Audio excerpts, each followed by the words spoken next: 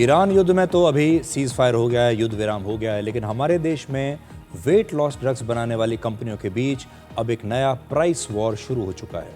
वजन घटाने वाली दवाओं के इस युद्ध में महंगी विदेशी दवाएं अब और ज्यादा सस्ती स्वदेशी जेनरिक दवाएं बन रही हैं। प्राइस वॉर की वजह से मोंजारो जैसी विदेशी दवाओं की बिक्री में अब बड़ी गिरावट आ गई है। इस साल मार्च में इस दवा की बिक्री 114 करोड़ रुपए रही, जबकि फरवरी में 135 करोड़ रुपए की बिक्री हुई थी।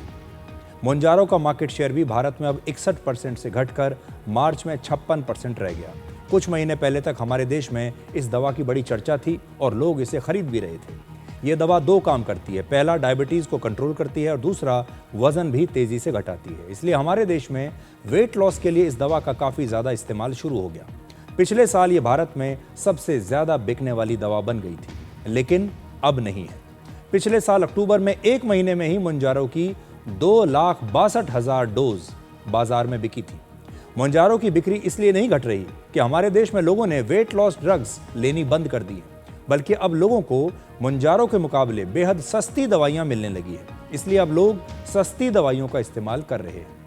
मोंजारो की बेसिक डोज की कीमत लगभग 13,000 रुपए प्रति महीना है, जबकि जो जेनरिक वेट लॉस ड्रग्स आई हैं उनका एक महीने का खर्च 1,300 रुपए है। यानी कहां 1,300 रुपए और कहां 13,000 रुपए।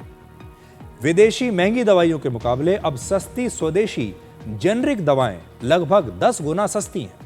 पिछले हफ्ते ही एक भारतीय दवा कंपनी ने अपने वेट लॉस ड्रग्स की कीमत लगभग 50% कम कर दी, आधे कर दिए दाम।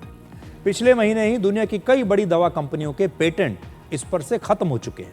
इसके बाद हमारे देश की दवा कंपनियों ने जेनरिक दवाइयां बनानी और बेचनी शुरू कर दी और पिछले कुछ हफ्तों में ही 13 भारतीय जेनरिक दवा कंपनियों ने वजन घटाने की 26 दवाइयां बाजार में लॉन्च कर दी।